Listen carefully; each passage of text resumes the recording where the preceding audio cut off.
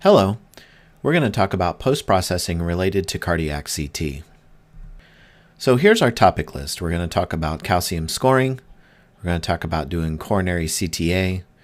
We're going to talk a little bit briefly about the interpretive and reporting process using a workstation. We'll briefly talk about some advanced workstation post-processing features, and finally mention just briefly about storage of the image data sets on PACS. So let's move into calcium scoring. So basically what's going to happen is you're going to acquire images that are 3 millimeters thick with 3 millimeter increments, and that's basically left over from EBCT. That's the way EBCT was obtained. And we're going to load that axial data set. Then the software is going to highlight anything that has a Hounsfield units greater than 130 Hounsfield units. And then we're going to go and we're going to find these highlighted areas within each of the coronary vessels and label which vessel the highlighted calcium is in. One thing to be careful of is mitral annular calcification. Make sure you don't score mitral annular calcification as left circumflex coronary artery calcification. Here you can see an axial image with calcification in the LAD. We turn on the highlighting and you can see it'll highlight anything with a Hounsfield unit greater than 130. So it's highlighted the calcium within the vessel. And then we'll go through the process of scoring it. So basically you click on it, the computer will highlight the area and it'll calculate the area. Anything that's contiguous with this, so in and out of the plane, superior and inferior or cranial or caudal to this, it'll also highlight. If there's too much disruption, as you see here, between this and this area, it's not going to bridge that, so you'd have to click here to score it.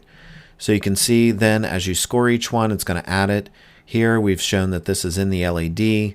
Here's the score based on the area. And that's an Agatston score. And as you keep adding and as you add different vessels, you get a total score. One of the things I want to make sure is that when you do calcium scoring, you not only give just the raw score, but you actually do a population distribution. So depending on if the patient's male or female and what age they are, the calcium scoring will affect where they fit within the patient population. The scoring system that we generally use for scoring distribution is the Multi-Ethnic Study of Atherosclerosis, or the MESA study. It's an NIH study. It's about 6,000 men and women from 6 communities in the U.S. You can see the 6 universities that were involved here. And so when you plug the data in, you can go to their website. You can plug in the patient's age, what the gender is, what their race/ethnicity is, and their calcium score, and you'll get a population distribution. And you can see for a 56-year-old white male, approximately 45% of the population won't even have any calcium, and then it goes up from there. And to get to the 90th percentile, you can see here you needed a score of about 267. So this patient who has a score of 24 is at the 59th percentile. Coronary CTA data sets, what are you going to create? Well, in general, you're going to have 1 to 3 phases, especially depending if you do prospective versus retrospective data sets. And then if you do retrospective, you also may have functional data sets. In general, we create 10 phases. With post-processing, curved MPRs, MIPS, and volume rendered images may be created. In general, those are performed by the technologist on a workstation, and they're sent back to PACS and stored.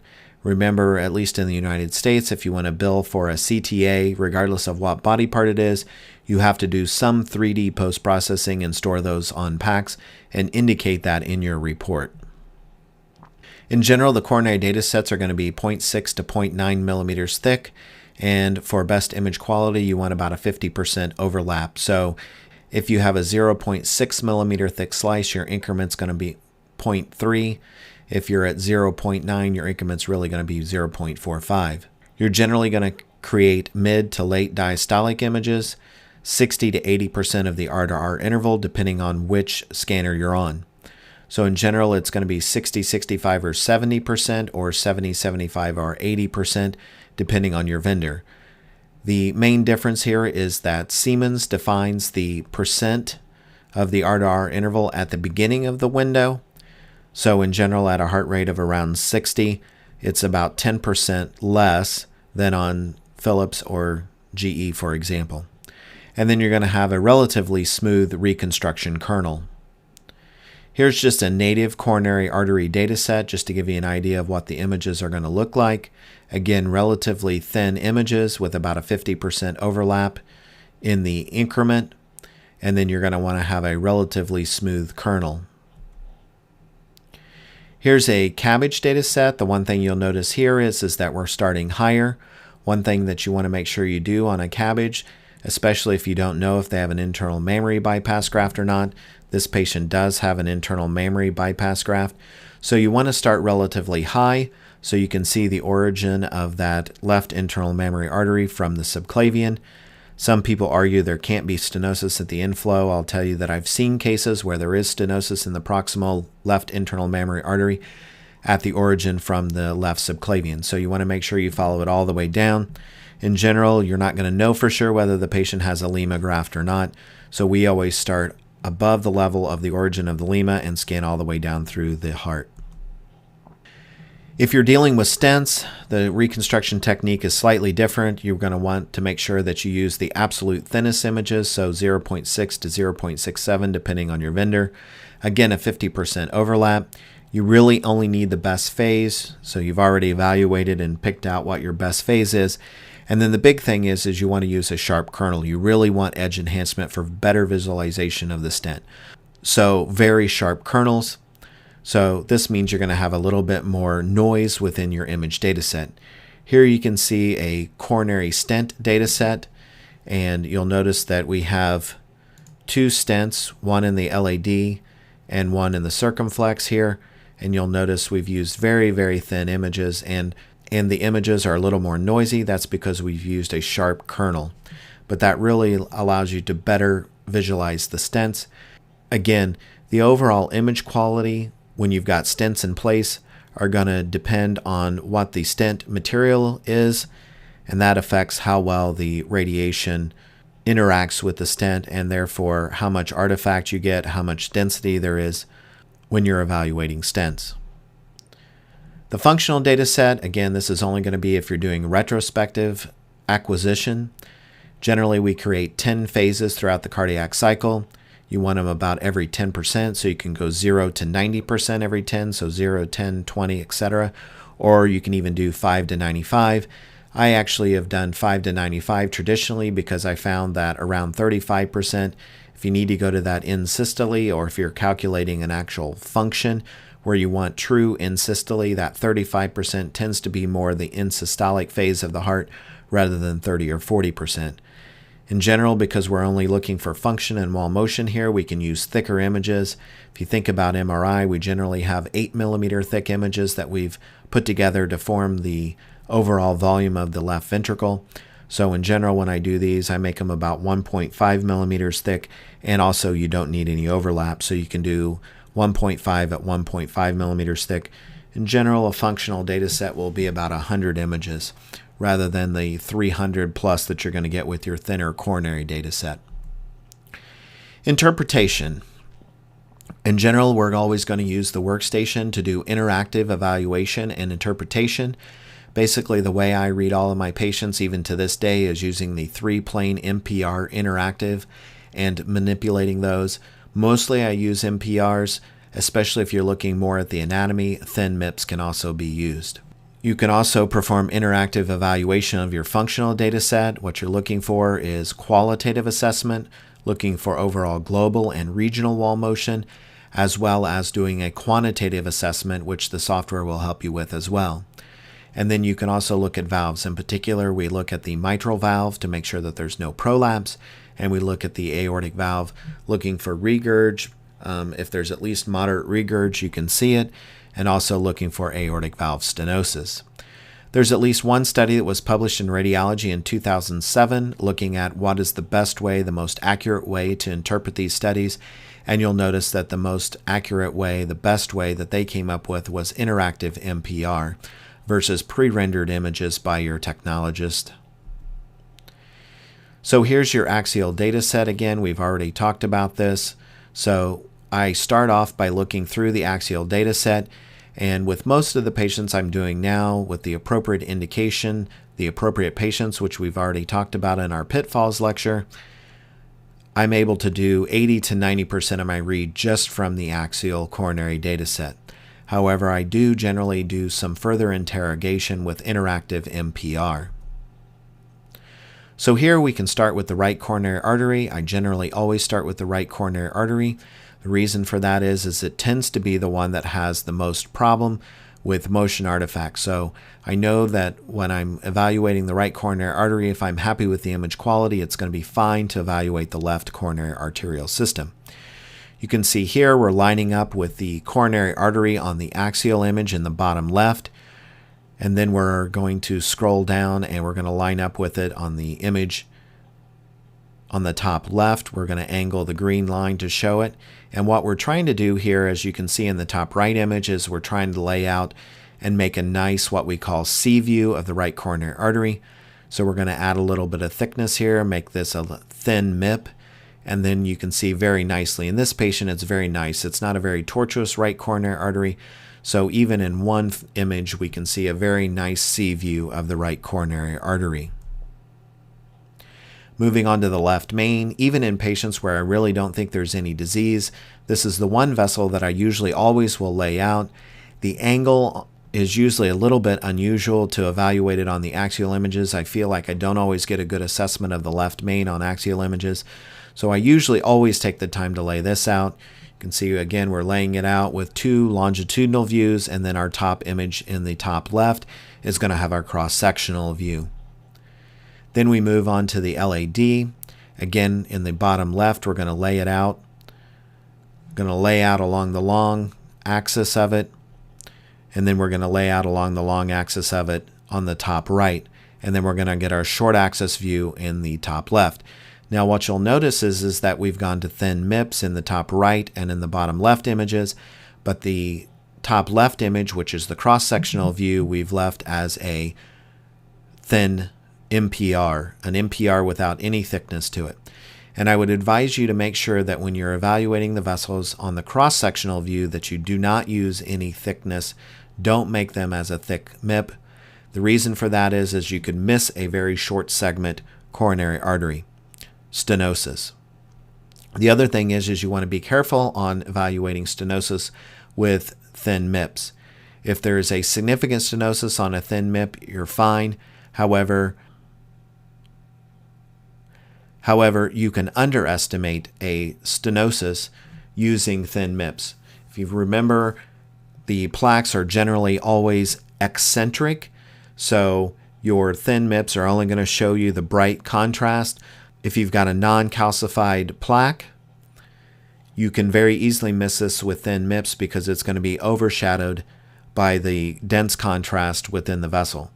So be careful with thin MIPS. You can actually underestimate a stenosis.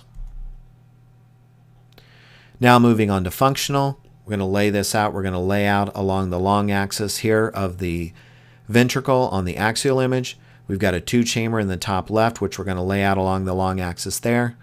That gives us our short axis image, and using our short axis image, we're going to angle just slightly down, and that's going to give us our true 4-chamber image in the bottom left. Then we can actually play that. We can move up and down, especially looking at the short axis view in the top right, and we're going to be able to look at our regional and wall motion overall. We also have in the bottom right an overall ventriculogram.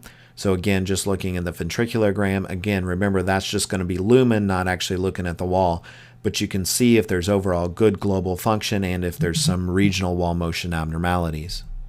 Here we have 2 movies showing the aortic valve. On the left, we have a calcified aortic valve. You can see that the valve is not opening very well,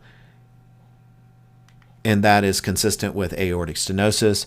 We can actually scroll up and down until we find the area where it's the tightest as far as the opening, and we can actually measure that, and by planimetry we can categorize this aortic valve as being mild, moderate, or severe in stenosis. The image on your right, you can see we've scrolled up and down the leaflets. You can see there's a little hole right in the middle.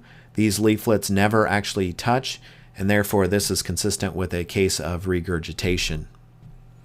Here we're going to demonstrate making a curved MPR. In general, this is something that your techs are going to do for you, but it never hurts for you to know how to do this. So basically what we're doing is we're just following the right coronary artery down. We're clicking and following it on our axial images. And once we get to the bottom, we're going to actually have an MPR, and you can make multiple parallel MPRs as well so that you have a stack of MPRs to look at and evaluate. Again, you need to make sure, at least in the United States, that you do reconstruct MPRs and store them on PACS in order to get paid for a CTA exam, regardless of what body part it is. But it also can help you evaluate, and also it's good for using to communicate with your referring physicians to demonstrate where a stenosis is. Now let's move on to reporting. So there's a couple things I want to talk about when I talk about reporting. One is whenever you find a lesion, you want to talk about what the plaque characteristics are, whether they're calcified, non-calcified, or mixed. You'll find that the majority of plaques are mixed or even purely calcified. The purely non-calcified plaques are relatively few and far between. However, as a new learner, these are some of the ones that you're going to most easily miss.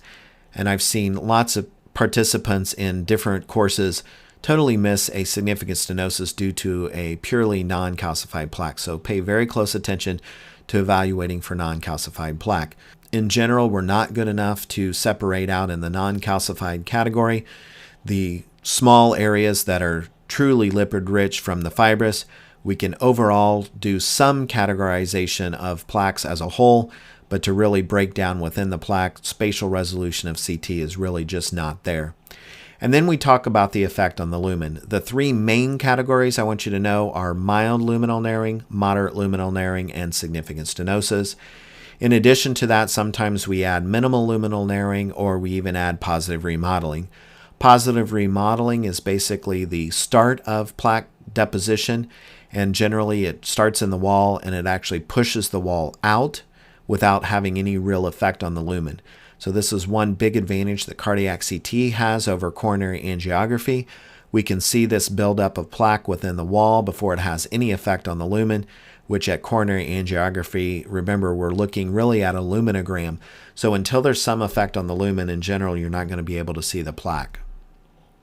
Just a couple examples here. Here's a mixed plaque. You can see that there's calcified plaque and there's some area of decreased attenuation adjacent to that, and that's a mixed plaque in the distal left main extending into the proximal LAD. And this is at least a moderate, if not a significant stenosis. We'd really have to lay it out and look at it further. Here's positive remodeling. You can see that there's calcified plaque and there really is no effect on the lumen. Again, remember with calcified plaque, it blooms, so it always looks bigger than what it is. And so if there really doesn't appear like there's any effect on the lumen with a calcified plaque, in reality it's going to be much smaller and have no effect on the lumen. Here's a significant stenosis, again mixed plaque. You can see that regardless of where we look, there's no opacified lumen getting through this area, so this is a significant stenosis. And here's a case with two findings. You can see that there's been a mitral valve replacement. This is a stented bioprosthetic valve. And then we've got a myocardial bridge. So generally the coronary arteries run in the epicardial fat, which you can see here. It's surrounded by fat. And then it dips down here. You can see it's surrounded by muscle. So this is a myocardial bridge. In the majority of patients, this is insignificant, but rarely in a few percentage of patients, it can cause some ischemia. Volume rendered images. The one area where I really find volume rendered images valuable is in coronary artery bypass graft cases, and that's because it allows me to easily get a lay of the land. In this case, you can obviously see that there's a Lima graft, there's lots of clips along the side branches, and then there's two aortic grafts, two coronary arteries. Sometimes it can be difficult, especially on the 3Ds, you're not really going to be able to tell whether these are saphenous vein grafts or whether these are radial artery grafts. But it very nicely gives you a lay of the land, showing you how many grafts you have, and it'll even show you sometimes if you've got an occluded graft. So here you can see there's a couple grafts. There's a graft here, and then you'll see that there's this nubbin of this occluded graft. So again, it's very good to get an overview of coronary artery bypass grafts, but really otherwise it's of no value, and you should not use it to look for stenoses. Pulmonary veins is another area where you can use the volume rendered images. Here's just a couple examples. This is the one case where left is left and right is right because we're looking posteriorly at the left atrium. So this just shows on the right that there's a superior, middle, and inferior, and here on the left that there's a common trunk coming in on the left. What we generally do with these pulmonary vein cases is we put a center line down the pulmonary vein. The computer then generates these axial images along that. You can see one of those axial images down here in the bottom right. And then what we do is we scroll along until we're right at the ostium, right before it enters the left atrium, and we get a bidimensional measurement. This bidimensional measurement is really for our own gratitude. It's so if the patient comes back, if they have failed procedure and they need to have it again, or if they have symptoms and we want to look for pulmonary vein stenosis. In general, the cardiologists don't need this specific measurement. What they're looking for is just knowing what the overall anatomy is. Functional imaging. We've already kind of talked about this a little bit about doing a qualitative assessment. Now we can also do a quantitative assessment. It's very similar to do an MR. We can draw the endocardial border on both in systole and in diastole, and that gives us our functional assessment. If we draw the epicardial border as well, we can actually find out what the myocardial mass is. We don't need all the 10 phases that you just saw previously. All we really need is just the end diastolic and end systolic images in order to do that assessment. And the software has gotten very nice. The other thing is that most of the software now has gotten to the point where it's truly a volume. So it actually segments out the volume within the cavity and segments out the myocardium. So rather than doing these circles on multiple slices like we do in MR, it's a true volume assessment. And you can see this patient, we get a full curve if we have all 10 phases. And we can say what the ejection fraction, end systolic, in diastolic volume, stroke volumes, all of that, as well as the myocardial mass. Now, let's talk a little bit about some additional advanced workstation features. The very nice thing is the software has gotten very good. This is an automatic segmentation, so we can go through and it can segment out the left atrium, the right atrium, the left ventricle, the right ventricle, the aorta, the coronaries. And you can see that in most cases it actually gives us very good images. And here's just a blown up 3D of that showing you the very nice segmentation. Obviously, this is just the lumens, so the myocardium has been taken away, and these are just the residual contrast opacified lumens. You can see very nicely here the right atrial appendage and how high up it comes along the aorta, which most people don't realize. The coronaries then, they were already segmented before. You can highlight over them, label them, so you can say that it's the right coronary artery. For example, in this case, you get the volume rendered image as well as the MPR image. So the segmentation and performance and creation of MPRs has gotten easier since what I showed you before.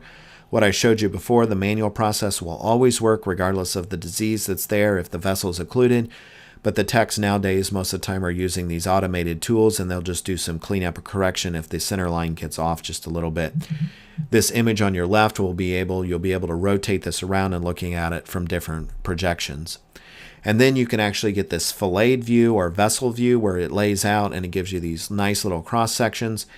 So once you have this flayed out vessel view, they even have some more advanced tools. You can actually apply an IVUS view. So this is a virtual IVUS view that you can look at. And then you can scroll along. You have to scroll along the vessel here to be able to look at the entire vessel. Again, your cross sections are up above. And then you can actually rotate the vessel too, because remember, this is looking at it from a center line. If the vessel has disease, that center line may not be the true center line of the vessel. It's going to follow and be in the center of the opacified lumen. But if you've got eccentric plaque, you're going to need to rotate it around so you can see what the effect of that plaque is on the stenosis. The one thing I don't necessarily like about these is sometimes you can get lost as to where you are in the vessel, whether you're at the proximal, mid, or distal, because not in every projection as you rotate it around are you going to see the branch vessels coming off. And when you do see the branch vessel coming off, sometimes it can be hard to determine, especially like in the LAD, for example, whether it's a diagonal or a septal perforator. You can also look at the vessel and characterize the plaque to some extent. It puts boundaries on there so you can look for stenosis. This is one that's nice and clean. Here's one with a plaque. You can see the effect on the lumen. It'll actually calculate what the effect is on the lumen. and it'll even characterize it. So you can see that this is a calcified plaque having an effect on the lumen. And so when you lay this out, you can see what the effect is on the lumen, and it'll actually give you numbers to determine what the effect is on the lumen. PACS storage. So in general, what do I send to PACS? Well, you always want to send your best coronary data set. So if you've reconstructed 3 or 4 data sets, you're always going to want to pick the best and send that. That's generally 300 to 400 images, depending on what your slice thickness is and your increment. Then if you've done retrospective and you've got functional data, you want to store that. Again, as I told you earlier, it's about 100 images per phase, and you've got 10 phases. So that's around 1,000 images. You're going to have curved MPRs for the coronaries. You're probably going to have around 5 images, maybe more, per coronary vessel. So you're talking 20 or 30 images there. And then generally we always do make at least a volume rendered of the whole heart to just get an overload view. So you're going to have maybe 20 images there. So all in all, you're talking maybe 1,500 images that you're going to send to PACS and store. So again, as a summary, we talked about calcium scoring, how you load it in and score that. Basically, that's really a see one, do one, teach one. Talked about the coronary CTA data sets that you're going to create. That's very important so that you can load them into the workstation and actually do your interactive interpretation using MPRs, and then do your reporting, making sure you talk about what the plaque characterization is and the effect on the lumen. And then we talked about advanced workstation features. I have no problem with people using these advanced workstation features provided they learn how to do the interactive 3-plane MPR first. The main thing with doing that is you know that that's always going to work regardless of what the severity of the disease is. If you've got a patient that really has significant disease, the automatic segmentation tools are probably going to fail. Make sure you can always fall back and do an interactive MPR 3-plane evaluation. Otherwise, feel free to use the advanced tools, especially if you're doing quantitative functional evaluation. They work very well. And then you want to send your images to PACS for storage. Thank you very much for your attention.